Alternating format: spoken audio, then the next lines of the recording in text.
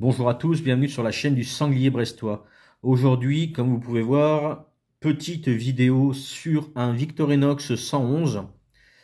Donc là, c'est plus de la présentation d'un modèle que j'ai déjà, mais avec un petit truc en plus. Voilà. Je voulais absolument un 111 avec des cotes spécifiques qui existent que sur un seul couteau suisse 111. Et en fait, suite à un échange, euh, j'ai réussi par pur hasard et pur bonheur et pure chance à l'avoir. Donc on va attaquer ça de suite.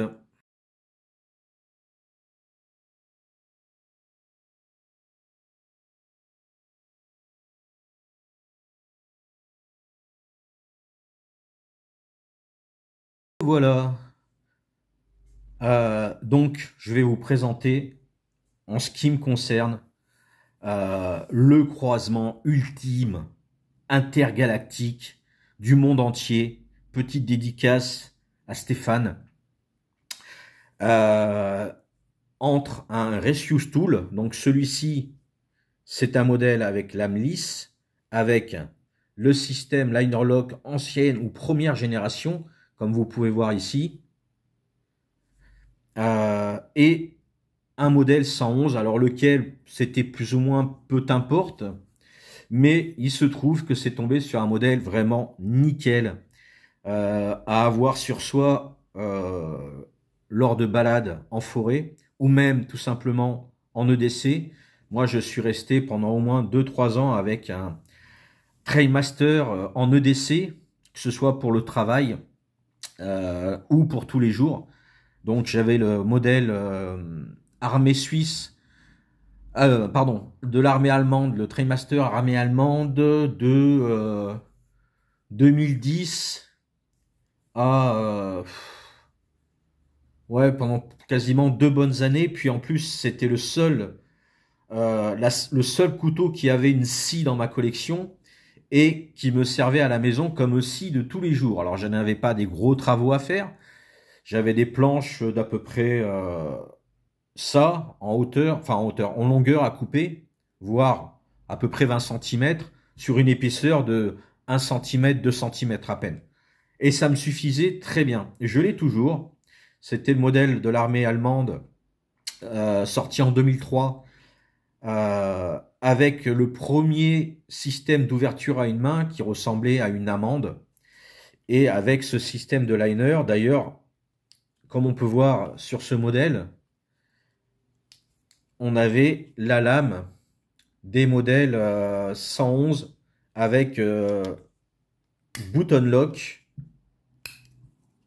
Et d'ailleurs, si je les mets côte à côte, hop, on a une lame moins haute et un poil moins épais. Donc c'était, on va dire, un prototype du Rescue Stool avec donc ce système de liner beaucoup moins agressif au niveau des doigts. Hop, et avec une possibilité de fermer un peu plus douloureuse au niveau du pouce, on va dire, mais bon. Et donc, la particularité du Rescue Stool, c'est qu'il est phosphorescent. Nous allons voir ça de suite. Donc, on va charger la bestiole avec ma petite lampe UV, la i5 IT5, non, la i5 UV EOS, que je trouve magnifique. Et puis, si j'aime le phosphorescent, forcément, en ce qui me concerne, j'aime les petites lampes UV. On va charger le bébé. Et d'ailleurs, vous allez voir, donc le Rescue Stool a un cruciforme et le Fireman, lui, il a un tire-bouchon. Donc nous allons greffer tout ça. Et pour rappel, le Fireman, ben, je vous le montrerai. Voilà. On va regarder un petit peu comment ça se passe en le chargeant en UV. Voilà le Rescue Stool. Mais quel bonheur. Vous avez vu? C'est radioactif. La lumière est verte. Et j'ai l'impression, d'ailleurs, en ayant testé le modèle que je vais vous présenter, que les premières cotes phosphorescentes étaient nettement plus réceptives à la lumière que les anciennes. Comme vous pouvez voir, j'adore, je suis fan. Alors, nous allons faire en sorte de mélanger ces deux-là. On met le petit masque et attention, 1, 2, 3. Tadam! Voilà. N'est-il pas magnifique? Et hop, on va voir lequel a une lumière la plus intense. Hop, on va recharger celui-là aussi. Ce qui est dommage avec les cotes UV Victorinox, c'est qu'elles ne tiennent pas dans le temps au niveau du côté phosphorescent. C'est bien dommage, je trouve. Et donc voilà, le bébé. C'est parti, on va rallumer les lumières. Allez, 1, 2, 3. Le voilà. Avec ses cotes, et je peux vous dire que ça n'a pas été frotté pour enlever le Rescue Tool. Et comme vous pouvez voir, le jaune est beaucoup plus vif sur cette cote-là que sur celle-là. Donc ça, c'était les premières cotes, entre guillemets, Stenglow, connues en tout cas de ma part, avec le Rescue Tool. Et on a des cotes officielles Victorinox. Hein. Comme vous pouvez voir, le blason est placé au même endroit. Et voilà, il a gardé tous les outils du Fireman, quand même bien sympa et plus classe, avec ce petit cordon orange fourni avec. Donc je suis super content. En plus, le Fireman, c'est pas un mauvais modèle, bien au contraire. Pour moi, en EDC, dans la voiture, oui, mais encore une fois, en cas de contrôle, allez justifier d'avoir ça. Si vous faites des tonneaux dans la voiture et que la boîte à gants s'ouvre, ça va jaillir partout dans la voiture, vous ne pourrez pas y accéder. Si votre ceinture de sécurité est coincée, vous ne pourrez pas accéder à la boîte à gants. Si ça se trouve dans le vide-poche de portière, ça va voler partout. Donc, comme on m'a dit dans un commentaire, le Rescue Me serait idéal en tant que brise-vitre, coupe-ceinture. Donc je vais aller voir sûrement un Noroto, pardon, ou un autre magasin de fourniture de voiture, et mettre ça sur mes clés de voiture. Comme ça, en cas d'accident, les clés de voiture, j'ai juste à les détacher et à utiliser le Rescue Me. Voilà, pour l'histoire. Donc ça, dans la poche, ou parce qu'on est obligé de le porter en étui, hein. Vous mettez ça dans votre poche, vous la flinguez. La lame coupe-ceinture est très efficace, facile à sortir. Il suffit juste de l'accrocher par là à une poche sur un plan de travail. Et donc ça, c'était utile. Et je cherche, voilà, la scie coupe pare-brise. Voilà, ne m'est pas utile. Par contre, j'ai adoré les cotes, mais je ne prenais pas ce modèle juste parce que les cotes étaient sympas. Tout simplement parce que ça ne m'intéressait pas d'avoir un modèle avec des fonctions qui ne me convenaient pas. Moi, ce que j'avais besoin, c'est d'une lame, la lame coupe-ceinture, le tournevis décapsuleur, etc. L'ouvre-boîte avec le tournevis pour le cruciforme, pour accéder des endroits plus simples qu'avec ce cruciforme-là. Ça me convenait et le poinçon me convenait. Après, il me restait 2 outils qui s'usent avec le temps suivant l'utilisation. Après, en cas d'accident, si je l'ai à la ceinture, voilà. Mais si je l'ai à la ceinture, la poche est rouge. La pochette est rouge vif.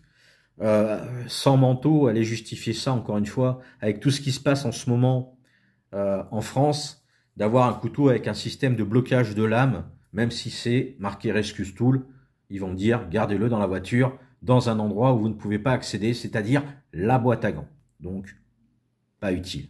Et parce que si vous le mettez dans une pochette, si la pochette en cas de tonneau se barre, ou que la ceinture de sécurité bloque, et que le sac tombe au niveau du siège passager, au pied du siège passager, vous êtes tout seul, on n'y peut rien. Voilà, 5 minutes juste pour parler de ça. Et donc, le voilà, mon bébé, j'en suis trop fan. Trop fan, c'est suite à un échange. Et si on m'avait dit un jour que j'aurai un 111 avec des cotes phosphorescentes beaucoup plus puissantes que celle-là. Je pense que c'est la première génération des cotes phosphorescentes qu'ils avaient fait. Alors sûrement, ou un prototype, avant de demander aux pompiers de les aider dans la conception du Rescue Stool, il y avait donc le modèle Fireman que j'ai présenté, qui comporte la scie à bois. Donc pour l'extérieur, c'est parfait, surtout quand on connaît l'efficacité. On a la lame coupe-ceinture pour couper des cordes sur le camp pour installer un tarp ou autre. Ça évite de fatiguer la lame lisse. Pareil, il peut servir pour la chasse. Ça peut être une lame pour éviscérer. Une fois qu'on a fait l'entaille avec la lame, il suffit de continuer avec la lame serration. Et sur les lames de chasseur, le Hunter XS ou XT, la lame est un peu plus courbée pour pouvoir justement bien ouvrir pour vider tout ce qui est intestin et autres. Et oui, je parle de la chasse parce que mine de rien, ça fait partie des utilités de certains couteaux suisses. On a les deux outils que je voulais. Voilà. Une grande lame, hyper robuste, nouvelle génération.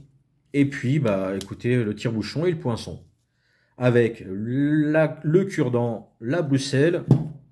Voilà. Le petit bébé, le petit hybride. Voilà. Papa, maman et le fiston. Et encore une fois, c'est un truc de fou d'avoir enfin un 111 utile au niveau des fonctionnalités avec une scie qui est vraiment intéressante. Encore une fois, je m'en suis servi pendant des années de scie d'appoint à la maison et elle en a fait du travail.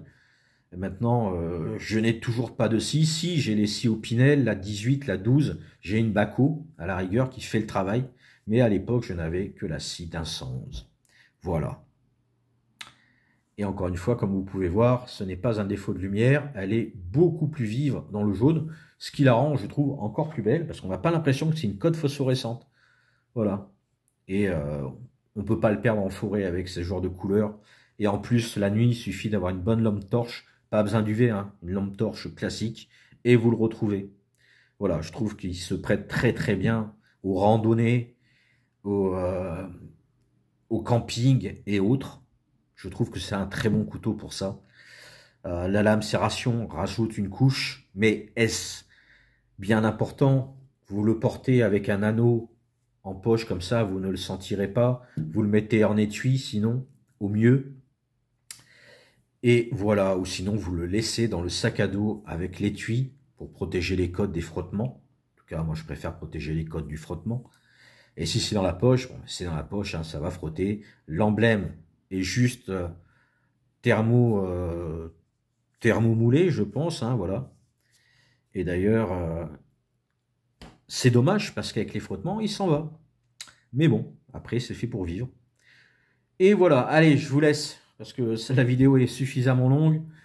Je vous dis bisous, Kenavo, et n'oubliez pas, je vous aime, putain. Et prenez soin de vous.